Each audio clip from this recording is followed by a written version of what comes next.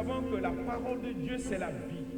Elle nourrit notre âme, elle nourrit notre esprit. Et ensemble, à travers l'émission Parole de vie, nous allons partager cette parole de vie dans la vérité de l'évangile. C'est sur DRTV International. Que Dieu vous bénisse.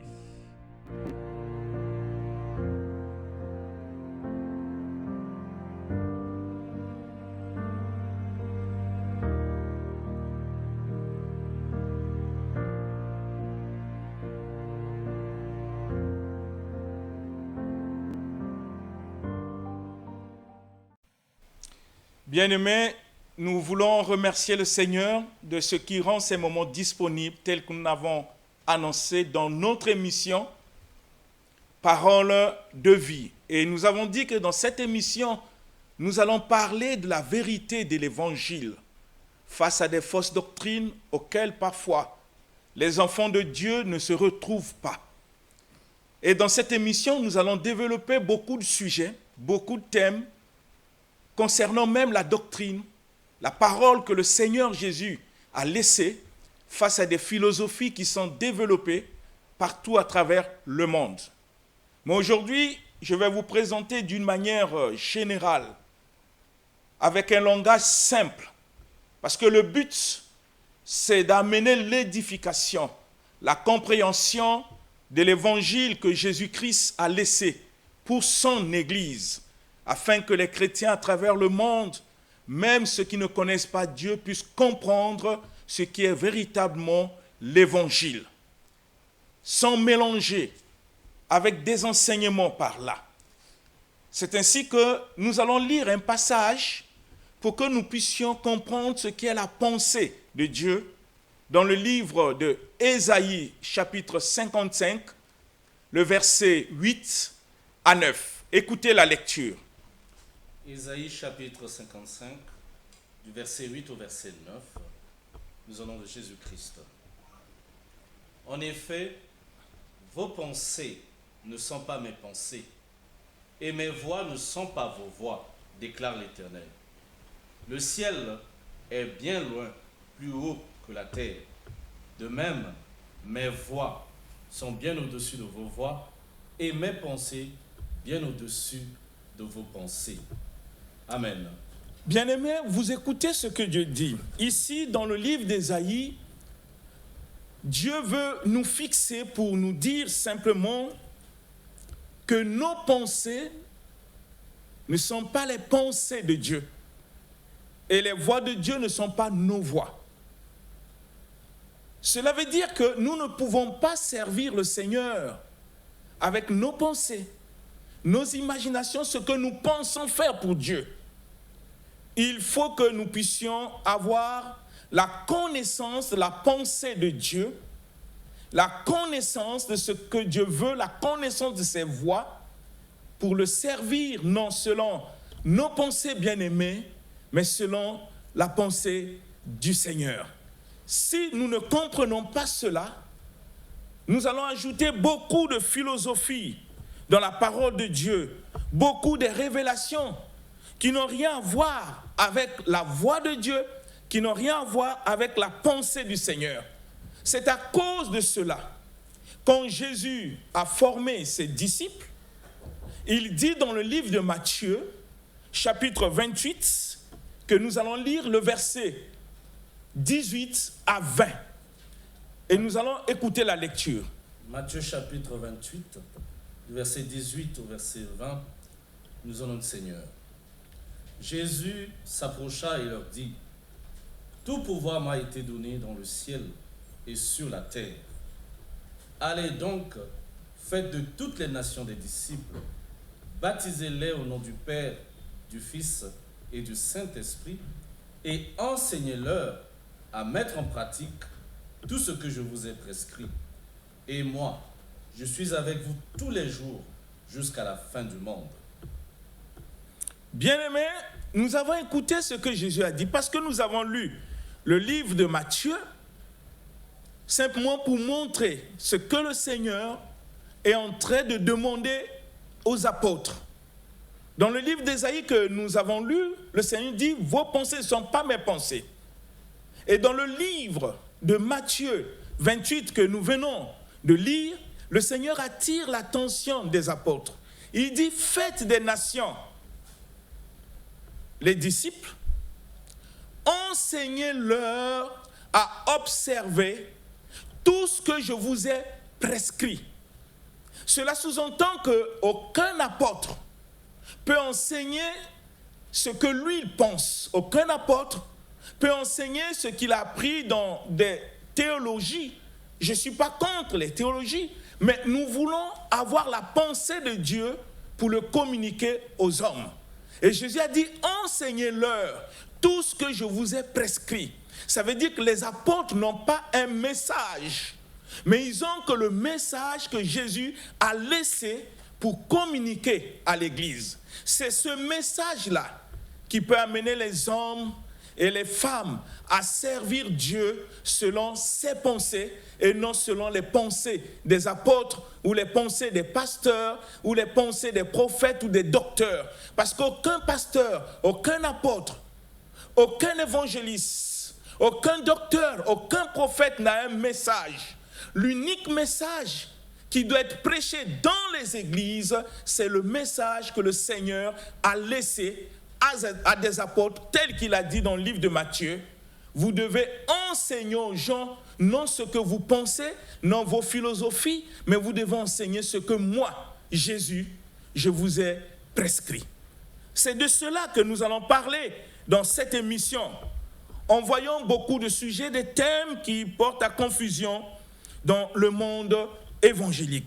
Et nous allons continuer dans cet esprit pour que nous réalisons quelque chose de très important dans le livre de Romains, chapitre 10, le verset 1 à 4. Écoutez un peu ce que le Seigneur nous dit dans ce passage.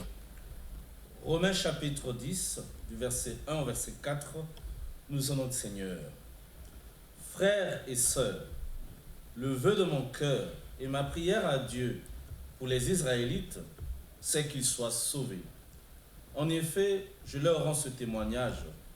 Ils ont du zèle pour Dieu, mais pas conformément à la vraie connaissance.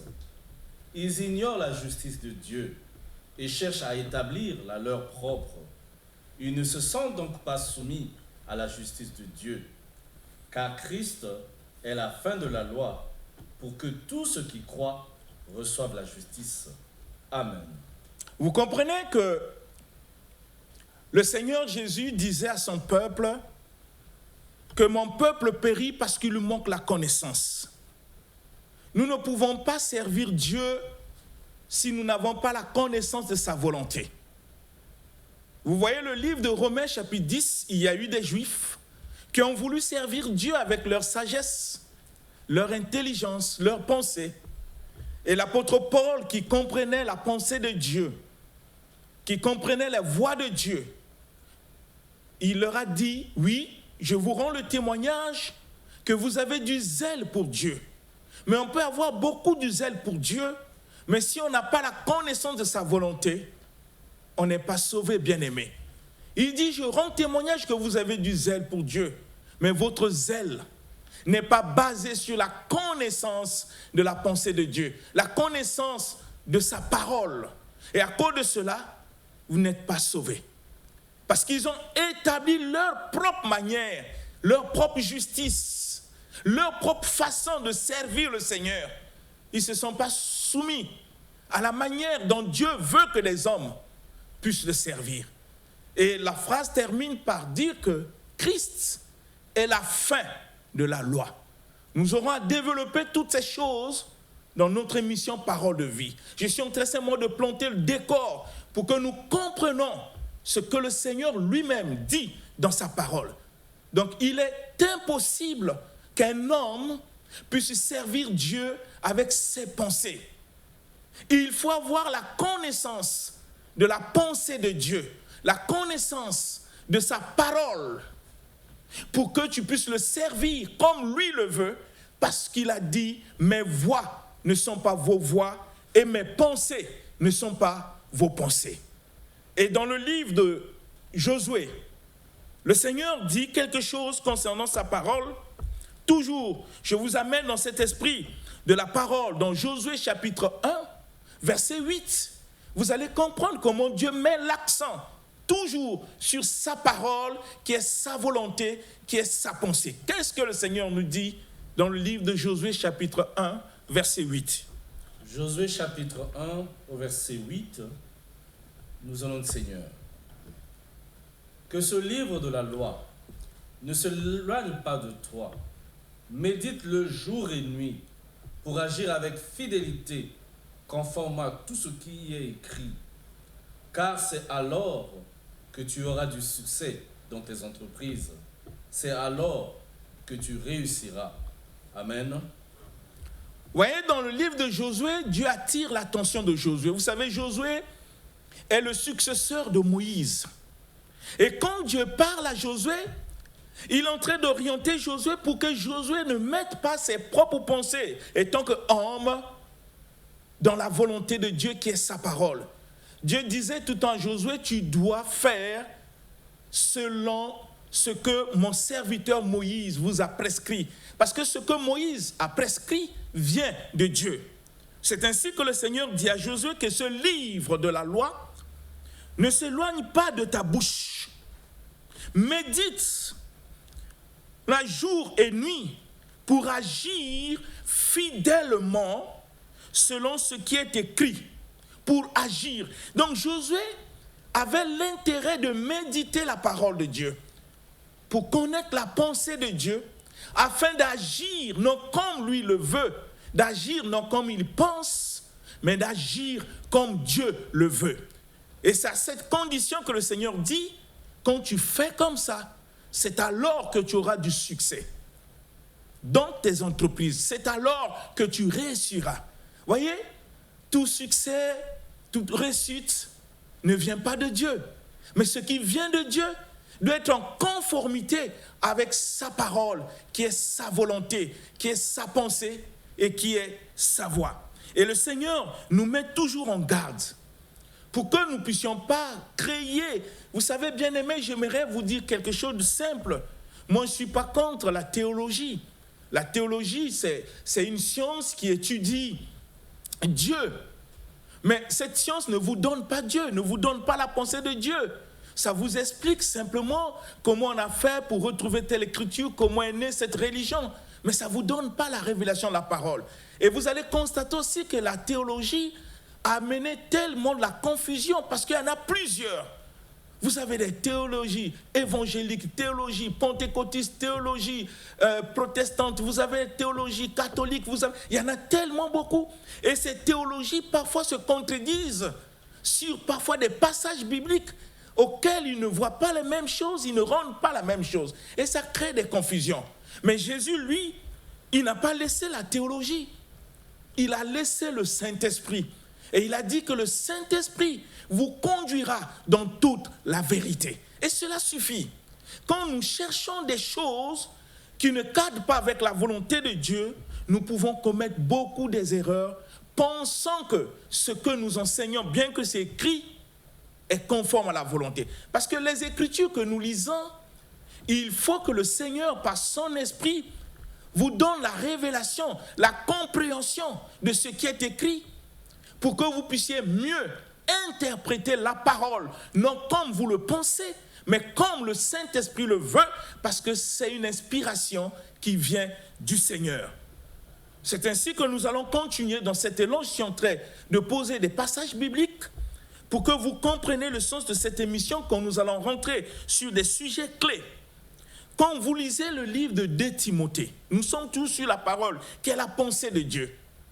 2 Timothée chapitre 3, le verset 16 à 17, écoutez ce que Dieu dit à propos de sa pensée qui est sa parole. 2 Timothée chapitre 3, du verset 16 au verset 17, nous en nom du Seigneur. Toute l'écriture est inspirée de Dieu et utile pour enseigner, pour convaincre, pour corriger, pour instruire dans la justice, afin que l'homme de Dieu soit formé et équipé pour toute œuvre bonne. Amen. Vous voyez, bien-aimés, Dieu met l'accent sur sa parole. Pourquoi? Parce que sa parole, c'est sa pensée. Il dit, toute écriture est inspirée de Dieu. L'écriture n'est pas inspirée par la sagesse des hommes. L'écriture n'est pas inspirée par des facultés de théologie ou des instituts bibliques. Je ne suis pas contre ces choses. C'est bien d'apprendre pour avoir une connaissance élargie.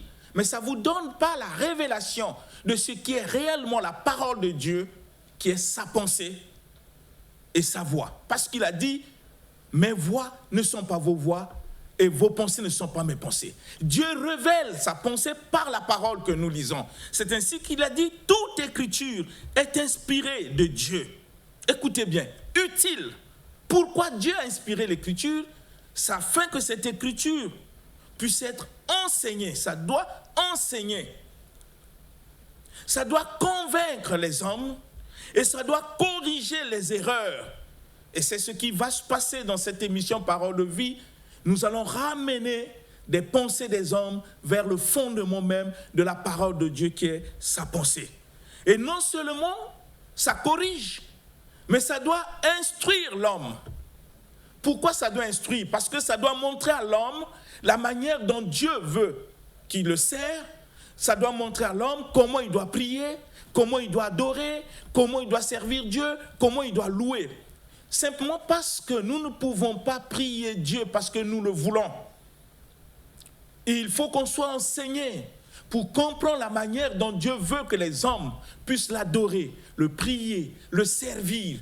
Parce que si nous le faisons par nous-mêmes, tandis que le Seigneur dit, vos pensées ne sont pas mes pensées. Si ma manière de prier Dieu, de servir Dieu vient de mes pensées, cela n'est pas conforme à sa volonté.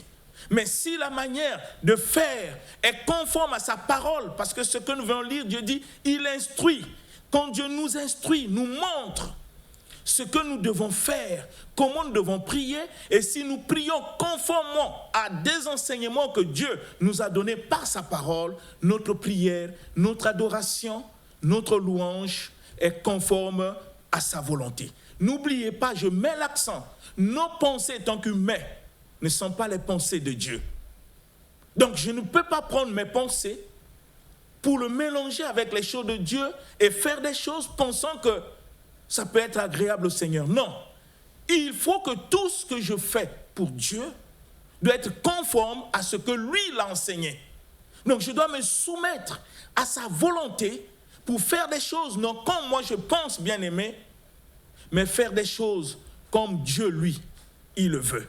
C'est ainsi que je suis en train de vous faire lire tous ces passages, comme je l'ai dit, pour mettre le décor, pour que vous compreniez les profondeurs de ce que le Seigneur attend de nous. Dans le livre de 1 Thessaloniciens, je vous ai dit, on va lire beaucoup de passages parce que je ne vais pas parler théoriquement, philosophiquement, mais nous voulons vérifier les Écritures si ce que nous sommes en train de dire est conforme à ce que Dieu a laissé dans sa parole. C'est ainsi que nous allons lire le livre de 1 Thessaloniciens, chapitre 2, le verset 3 à 5. Vous allez comprendre ce que le serviteur de Dieu, l'apôtre Paul, est en train de dire à propos de la parole du Seigneur. Lisons la parole. 1 Thessaloniciens, chapitre 2, du verset 3 au verset 5, nous avons notre Seigneur. En effet, notre prédication ne repose ni sur l'erreur, ni sur des motifs impurs, ni sur la ruse. Mais puisque Dieu nous a jugés dignes de nous confier l'évangile, nous parlons, non dans l'idée de plaire à des hommes, mais pour plaire à Dieu, qui éprouve notre cœur. Jamais, en effet, nous n'avons eu recours à des paroles flatteuses, comme vous le savez. Jamais, nous n'avons eu la soif de posséder pour mobile. Dieu en est témoin. Amen. Vous voyez, même l'apôtre Paul, on va revenir sur l'apôtre Paul, je vais vous parler. Vous savez que quand il était Saul de Tarse, il a persécuté l'Église et vous allez comprendre pourquoi il a persécuté l'Église. Mais ici, quand il s'est converti au Seigneur, il met l'accent sur la parole. Il dit, notre prédication, notre enseignement, notre exhortation ne se repose pas sur l'erreur, non, ni sur la fraude, ni sur la tromperie, Dans d'autres versions, on dit, notre enseignement ne provenait ni de l'égarement, ni de l'impureté, ni de la tromperie. Pourquoi? Parce qu'il n'est pas possible que nous puissions enseigner la parole de Dieu en disant des tromperies, des erreurs, pour égarer la multitude des gens qui ont le cœur disposé, disponible pour suivre le Seigneur. Mais le milieu, parfois, quand ils arrivent, ils ne trouvent pas cet évangile pur, mais ils trouvent parfois des philosophies que les hommes ont préparées en parlant au nom de Dieu. Et il continue, il dit, Dieu lui-même a éprouvé notre cœur, Dieu lui-même nous a jugés dignes pour nous confier l'évangile. Vous allez constater que l'évangile, on ne l'a pas parce qu'on a fait des études théologiques. Tu peux avoir un doctorat en théologie, une licence en théologie, mais ça ne te donne pas accès à l'évangile. L'évangile, il n'y a que Dieu qui peut te qualifier. C'est une vocation, c'est un appel qui vient du Seigneur. Vous voyez, si l'évangile venait parce que j'ai fait des études théologiques ou dans les instituts bibliques, à ce moment-là, même Pierre ne devait pas être apôtre. Parce que vous savez que l'apôtre Pierre n'a pas étudié. Il était pécheur. Mais Dieu l'a appris, Dieu l'a formé parce que le Seigneur, Dieu, il ne cherche pas les hommes qualifiés. Mais il choisit les hommes, il les qualifie pour leur confier l'évangile afin d'annoncer cela à l'humanité. Nous devons revenir dans la parole, dans la pensée de Dieu. Parce que nous avons créé beaucoup de choses qui deviennent comme des science-fiction. Des choses qui n'existent pas. Des choses que Dieu n'a jamais dit. Mais au nom de la révélation, nous disons beaucoup de choses dont la parole ne soutient pas. Et parfois, nous avons des interprétations erronées de l'Écriture. Comme Dieu dit que l'Écriture ne doit pas être interprétée d'une manière particulière. Parce que l'Écriture s'explique elle-même par le Saint-Esprit. Donc Dieu a jugé digne, il a confié l'Évangile. Et Paul parlait, non pour plaire à des hommes. Vous voyez, souvent, bien-aimés, quand nous prêchons la parole de Dieu dans nos églises, dans n'importe quel milieu, on a comme l'impression que nous voulons attirer l'approbation des hommes vers nous pour qu'ils sachent que nous avons quelque chose, nous avons la connaissance. Non, nous n'avons rien, nous sommes que des instruments auxquels le Saint-Esprit utilise pour glorifier le Seigneur Jésus-Christ. Aucun homme peut prendre la place de Dieu parce que la connaissance, la parole ne vient pas de nos études. Que tu fasses des études universitaires, tu ne peux pas avoir la connaissance de la parole. Sinon, les pharisiens, au temps de Jésus, ces docteurs de la loi, pouvaient avoir la connaissance parce qu'ils ont étudié. Voyez, on n'attire pas l'approbation des gens. On ne cherche pas que les gens puissent nous apprécier, puissent nous acclamer. Non, ce n'est pas les motivations de prêcher l'évangile tel que l'apôtre le dit. Ils n'ont pas cette motivation de flatter, de chercher des gains, des biens, comme si l'évangile était un moyen de s'enrichir. Non, ce n'est pas ça, les motivations de l'évangile. Si tu veux être riche, fais le commerce.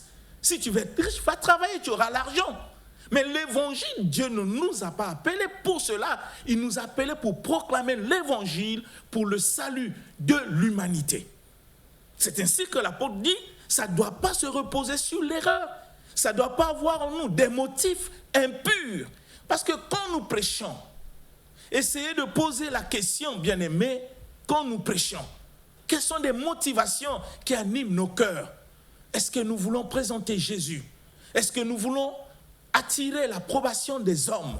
Est-ce que nous voulons que les hommes sachent que nous sommes quelque chose? Au point où on peut changer même des titres, prendre des titres qui attirent, des titres artificiels, simplement pour impressionner. L'évangile n'est pas là pour impressionner, bien-aimés.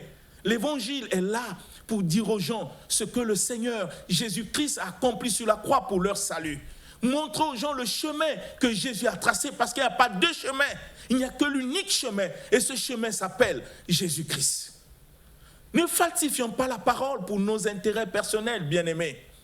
Ne falsifions pas la parole qu'on sache qu'on est puissant. Aucun pasteur est puissant. Aucun apôtre. C'est du mensonge. Celui qui est puissant, c'est Jésus. Nous ne sommes que des instruments que le Seigneur utilise pour sa gloire. Et il faut qu'on arrive, bien-aimés, à dire au peuple de Dieu la vérité, pour qu'ils ne tombent pas dans le culte de l'idolâtrie. de vénérer les hommes de Dieu que nous sommes. Il n'y a qu'une seule personne que nous devons vénérer, Seigneur, c'est le Seigneur Jésus-Christ. Ce n'est pas des hommes. Mais à certains moments, on a comme l'impression que nous, les pasteurs, nous les apôtres, nous les prophètes, nous avons pris la place de Jésus. Et lieu de montrer aux fidèles le Seigneur Jésus, nous montrons des choses que nous avons créées nous-mêmes au nom du Seigneur pour raconter des histoires que nous voulons raconter pour que les hommes sachent que nous sommes puissants comme si Jésus n'était pas puissant. Ce n'est pas un pasteur qui est mort sur la croix pour l'humanité, ce n'est pas un apôtre, ce n'est pas un prophète, ce n'est pas un docteur. Celui qui est mort sur la croix, il est unique. Il s'appelle Jésus-Christ de Nazareth. Voilà celui qui a payé de sa vie sur la croix. Donc l'évangile ne doit pas se reposer sur des motifs impurs. Nous ne pouvons pas faire de l'évangile, comme la parole le dit, nous allons le lire aussi, vous allez comprendre, comme un moyen de s'enrichir. Non, nous ne devons pas avoir dans la tête des richesses en prêchant la parole. Non, c'est une responsabilité pour le salut de l'humanité. Dans le livre de 1 Timothée que nous allons lire, vous allez comprendre. 1 Timothée chapitre 6, le verset 3 à 6, vous allez voir ce que le Seigneur est en train de dire sur ces motivations impures que nous avons. Lisons le livre de 1 Timothée. 1 Timothée chapitre 6, du verset 3 au verset 6, nous allons le Seigneur. Si quelqu'un enseigne une autre doctrine et ne s'attache pas aux saines paroles de notre Seigneur Jésus-Christ et à l'enseignement qui est conforme à la piété, il est aveuglé par l'orgueil. Il ne sait rien. Il a la maladie des controverses et des querelles de mots. C'est de là que naissent les jalousies, les disputes, les calomnies, les mauvais soupçons, les discussions violentes entre les hommes à l'intelligence corrompue, privés de la vérité, qui croient que la piété est une source de profit. Éloigne-toi de telles personnes. La piété est pourtant une grande source de profit quand on se contente de ce que l'on a. Amen. Voyez, Dieu est en train de dire des choses importantes parfois que nous passons outre pour des besoins charnels, pour des motifs parfois impurs dans notre cœur. Le Seigneur dit, si quelqu'un enseigne d'autres doctrines, vous voyez, la Bible met l'accent d'autres doctrines, sans que ça existe. Si quelqu'un enseigne d'autres doctrines et ne se soumet pas aux saintes paroles de notre Seigneur Jésus-Christ et à la doctrine selon la piété, une doctrine qui nous amène à s'attacher au Seigneur, la Bible dit il est enflé d'orgueil. Ça veut dire c'est un orgueilleux. Quand on enseigne notre doctrine, si on n'enseigne pas la parole du Seigneur, c'est un orgueilleux. Il ne sait rien. Il a des questions maladives. De là sortent des querelles, bien-aimés, des disputes entre les hommes corrompus, privés de la vérité, qui pensent que la foi en Dieu, ça c'est la version française courante qui dit, qui pensent que la foi en Dieu, c'est un moyen de s'enrichir. Mais la foi en Dieu n'est pas un moyen de s'enrichir, bien-aimés. Qui vous enseignait cela? Ils pensent que la foi en Dieu, c'est un moyen de s'enrichir. Et la parole dit que la foi en Dieu, c'est une grande richesse quand un homme sait se contenter de ce qu'il a. Vous comprenez la différence? Jésus ne nous a jamais enseigné que la foi en Dieu, c'est un moyen de s'enrichir. Parfois, nous lisons des passages, nous interprétons à notre manière.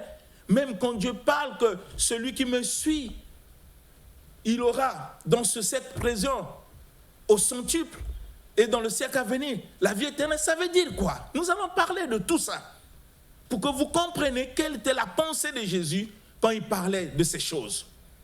Et ça fait que la majorité d'entre nous, nous tombons dans la cupidité et nous avons fait parfois de l'argent le centre de l'évangile. Oui, ce que je sais, l'évangile est gratuit. Quand nous prêchons gratuitement. Mais si nous voulons passer, par exemple, dans des chaînes de télé, c'est payant. Parce que passer dans les chaînes de télé, ce n'est pas l'évangile. Mais ce qui est prêché dans ces chaînes, c'est gratuit. Mais la chaîne doit être payée parce que le propriétaire des chaînes de télé sont des commerçants. Mais l'évangile ne demande pas de l'argent. Ne demande pas de l'argent. C'est ainsi que je veux que mes frères, que nous puissions réfléchir sur ça. Nous aurons beaucoup de choses à développer. Nous n'avons pas encore terminé sur notre introduction. C'était seulement l'introduction pour présenter la parole avant que nous puissions rentrer à développer des sujets importants concernant la foi, concernant le sang de Jésus, concernant le parler en langue, concernant le combat spirituel, concernant tout ce qui est enseigné pour voir dans la parole que dit le Seigneur sur ces sujets-là. Oui, bien-aimés, je veux que le Seigneur parle au fond de votre cœur par son esprit pour que nous puissions sortir des hérésies, des fausses doctrines qui nous égarent avec des enseignements que nous recevons par là. J'aimerais que vous puissiez réfléchir sur ce que nous venons de dire et de lire. Prenez le temps de lire la parole. Prenez le temps de méditer cette parole comme des chrétiens de Béret qui ne se sont pas laissés parce que Paul avait un renommé international, si on peut le dire ainsi. Mais quand il est venu, il a commencé à enseigner, les Béréens ont dit, nous allons examiner les Écritures pour voir si ce que tu nous dis est vrai, bien-aimé. Mais je constate que souvent les chrétiens n'ont pas le temps de lire. Les chrétiens n'ont pas le temps parfois de voir la parole, de méditer la parole. Ils croient tout ce que le pasteur peut dire, oui, mais est-ce que tout ce que le pasteur peut dire est vrai? Vérifiez dans les Écritures. Ayez cette sagesse de poser parfois des questions dans des points que vous ne comprenez pas. Parce que vous ne pouvez pas servir Dieu sans connaissance. Le manque de connaissance vous amène dans la perdition, dans l'égarement. Et Jésus l'a dit, même le monde nous enseigne que l'ignorance, c'est un danger que tout homme doit éviter. Donc nous ne devons pas ignorer, nous devons comprendre le Dieu que nous servons et comprendre ses enseignements pour que nous puissions vivre la parole de Dieu telle que Jésus le veut et non telle que les hommes de Dieu veulent. Parce que les hommes de Dieu que nous sommes que des instruments bien-aimés. Nous n'avons pas un message. Ce que nous vous apportons, c'est le message de Jésus. Si quelqu'un vient devant toi, qui commence à raconter des philosophies, s'il ne t'apporte pas l'évangile tel que Jésus l'a laissé, il ne faut pas le suivre. Il ne faut pas le suivre, parce qu'il n'est pas le sauveur de ta vie. Le sauveur de ta vie s'appelle Jésus. Donc il faut avoir la vraie connaissance de sa parole pour mieux servir Dieu. Non comme toi tu veux, mais comme lui le veut, parce qu'il a tout laissé. Vous savez, la parole de Dieu est la révélation parfaite de tout ce que Dieu a voulu dire à l'humanité. Voyez, il y aura des détails que nous allons voir ensemble dans cette émission.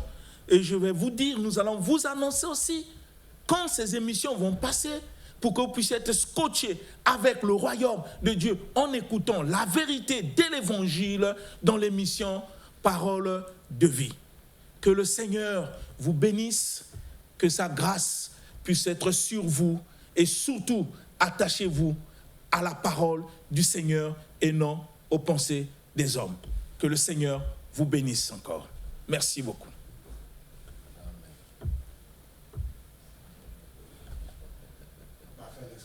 Ah, c'est parfait. Combien de minutes? On a débordé de 2 minutes. Non, mais c'est vraiment... Non, c'est bon. Ça a été. Vraiment, ça a été. On a été...